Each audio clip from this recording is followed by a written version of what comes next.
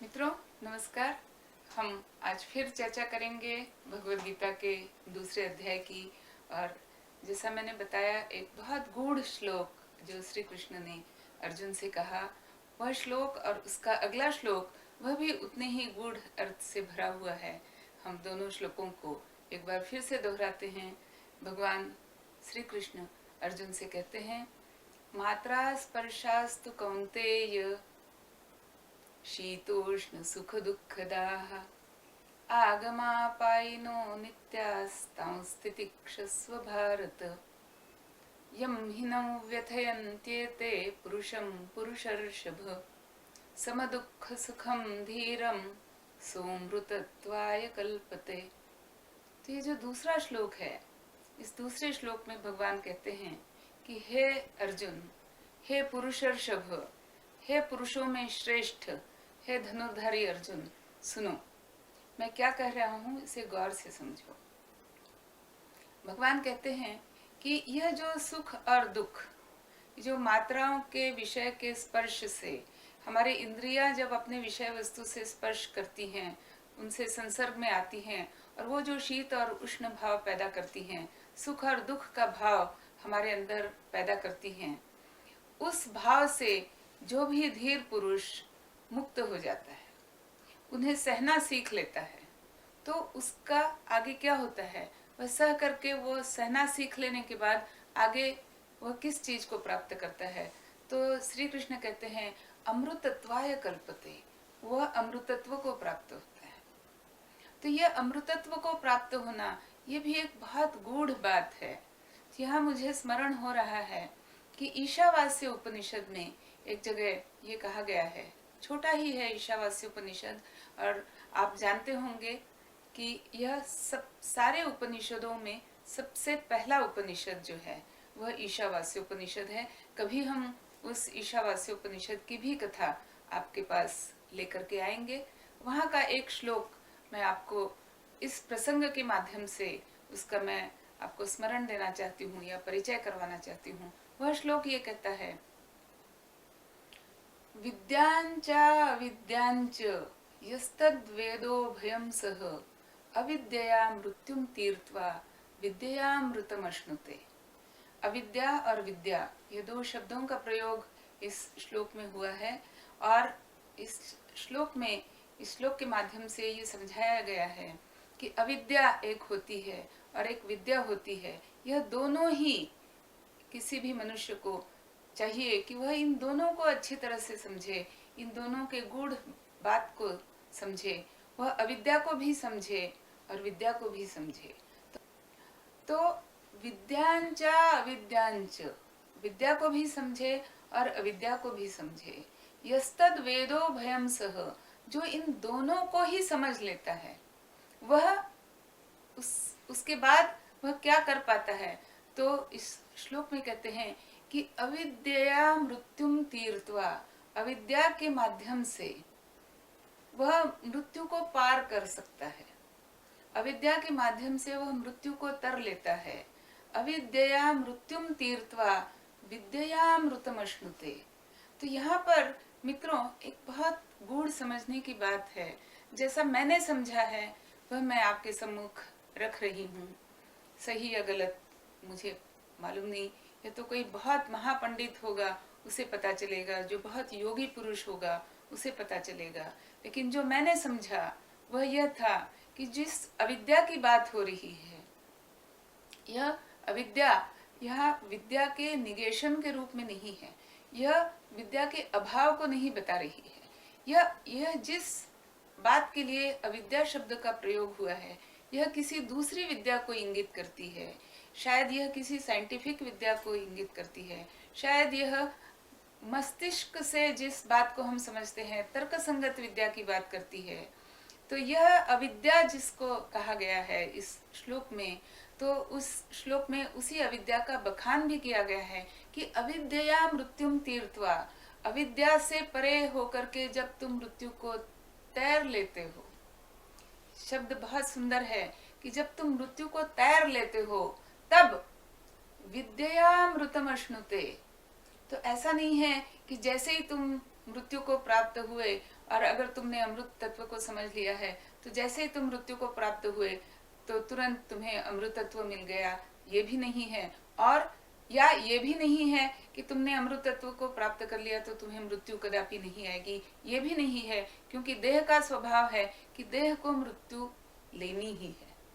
तो फिर ये जो अमृतत्व की बात हो रही है और ये जो बात हो रही है कि विद्या अमृतम अश्नुते, विद्या की सहायता से तुम आगे बढ़ते चलो, आगे बढ़ते चलो।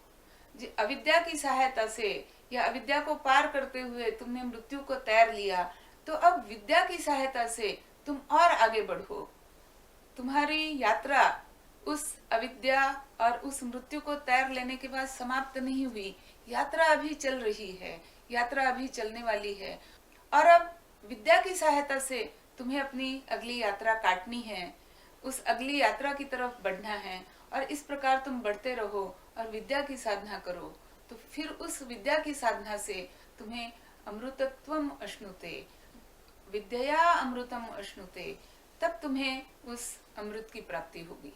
इसलिए जब मैं ईशावास्य उपनिषद के इस श्लोक पर थोड़ा सा चिंतन करती हूँ तो मुझे लगता है कि जिस अर्थ में, जिस रूढ़ार्थ में, जिसे हम कहते हैं कि सामान्य बोलचाल की भाषा में जब हम विद्या और अविद्या शब्दों का प्रयोग करते हैं, तो मुझे लगता है कि इस श्लोक में उस अर्थ में यहाँ पर विद्या और अविद्या शब्दों का प्रयोग नहीं हुआ है, किसी दूसरे अर्थ में हुआ है।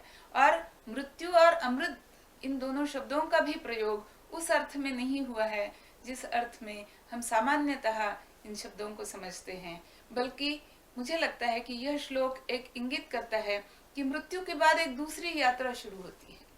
हर मनुष्य के लिए मृत्यु के बाद एक दूसरी यात्रा उसे तय करनी है, और वह यात्रा अगर वो विद्या के साथ, विद्या के प्रभाव के अंदर, विद्या को समझते हुए उस विद्या के संबल पर अगर वो उस यात्रा में आगे बढ़ता है तो वह अमृत को प्राप्त करता है। लेकिन उस यात्रा में उसके साथ क्या चलेगा, उसके साथ कौन सी विद्या चलेगी, उसके साथ विद्या चलेगी भी या नहीं चलेगी, इन बातों को हम आज नहीं समझ पाते हैं। शायद बहुत गहन चिंतन से, बहुत गहन मनन से, बहुत गहन तपश्चर्या से हम इस बात को शायद समझें। लेकिन जब हम वापस भगवद गीता पर आते हैं तो भगवान कहते हैं कि वह पंडित जिसने इस बात को समझ लिया कि इंद्रियां जब विषय वस्तु से संसर्ग में आती हैं तब उनसे जो शीत और उष्ण भाव उत्पन्न होते हैं, उनको धीरता से, उनको धैर्य से सहन करने की बात जिसने सीख ली, वह पंडित, वह अंततः अमृतत्व को प्राप्त होता है, उसे अमृतत्व की प्राप्ति होती है। अमृतम कल्पते। तो ये एक बहुत गूढ़ बात है।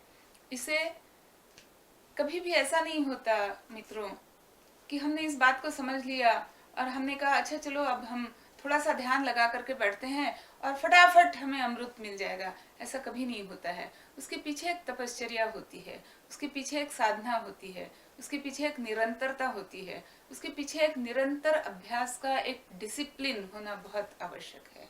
और इस प्रकार जब हम निरंतरता से चलेंगे, निरंतरता से हम अभ्यास करेंगे, तब हमें उस बात के कहीं ना कहीं हम निकट पहुंचेंगे।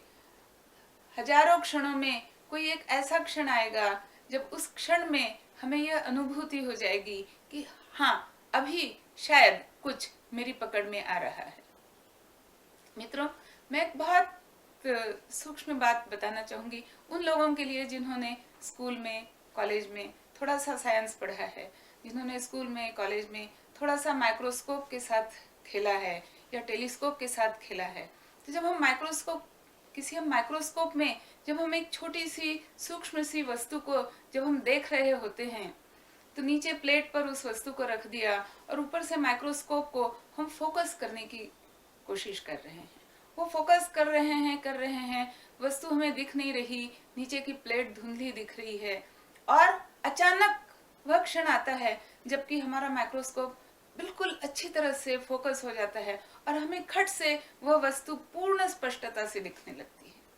तो वह जो क्षण है, वह जब हम निरंतर प्रयास करते रहे हैं, माइक्रोस्कोप को ऊपर नीचे कर रहे हैं, उसकी लेंस को हम फोकस करने की कोशिश कर रहे हैं, लेंस को एडजस्ट कर रहे हैं, और ऐसे समय में अचानक वह क्षण पकड़ में आता है जब हमें नीचे रखी हुई, प्लेट पर रखी हुई वस्तु बड़ी स्पष्टता से दिखती है।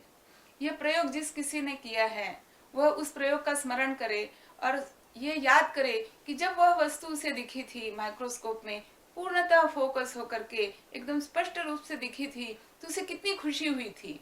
मुझे याद आता है कि मुझे कितनी खुशी हुई थी जब मैं 10वीं या 11वीं कक्षा में इस प्रयोग को करके मैं देख रही थी, और जब मुझे वह माइक्रोस्कोप में वह चीज स्पष्टता से दिखी तो मुझे कितना आनंद हुआ था। तो मुझे लगता है कि जब हम इन दोनों श्लोकों का विचार करते हैं तो हम अगर बहुत काल तक हम मनन करते रहें, बहुत काल तक अगर हम चिंतन करते रहें, निरंतर अभ्यास के साथ हम इस बात का चिंतन करते रहें कि वह अविद्या क्या है, वह विद्या क्या है, वह मृत्यु क्या है, वह अमृतत्व क्या है, और इन्हें पाने के लिए केवल चिंतन या मनन पर्याप्त नहीं है। मित्रों, जैसा अर्जुन को बताया श्री कृष्ण ने, उस चिंतन और मनन के साथ साथ वह शरीर के अंदर, मन के अंदर वह धीरता भी होनी आवश्यक है, जब हम सारे विषय वस्तुओं को एक भाव से, समभाव से हम ले सकें, ना उनसे हम सुखी हों ना उनसे हम दुखी हों। तो जब इस भाव से हम निरंतर अभ्यास करते रहेंगे तो कभी न कभी खटाक से वह क्षण भी आ जाएगा जब हम स्पष्टता से इस बात को समझेंगे कि मृत्यु क्या है और अमृत क्या है। मित्रों, मुझे तो नहीं लगता कि वह बात मेरी समझ में आई है, लेकिन मुझे वह माइक्रोस्कोप वाला दिन, वह प्रयोग का दिन मुझे हमेशा याद आता है जब भी मैं इन दोनों श्लोकों के साथ बैठती हूँ, और मुझे यह आभास होता है, मुझे यह आशा उत्पन्न होती है, और मैं बड़ी आशान्वित होती हूँ कि किसी न किसी दिन, जैसे उस बात को उस दिन छोटी उम्र में मैंने स्पष्टता से देख लिया था, उसी तरह से किसी दिन इस ज्ञान को भी, इस अमृतत्व के ज्ञान को भी मैं स्पष्टता से देख पाऊंगी। यही आज विचार, यही आशा, यही उल्लास मन में लिए हुए मैं अपना प्रयास जारी रखती हूँ। मुझे आशा है कि आप भी इस प्रकार का प्रयास करने की चेष्टा करेंगे। कभी न कभी फिर वो दिन भी आ जाएगा जब सारी बातें स्पष्ट हो जाएंगी। उस दिन का हम इंतजार करेंगे, प्रतीक्षा करेंगे। मैं तो कर रही हूँ, शायद आप भी इस प्रतीक्षा में लग जाएं। इसी शुभेच्छा के साथ मैं आज यहीं रुक रही हूँ। नमस्कार।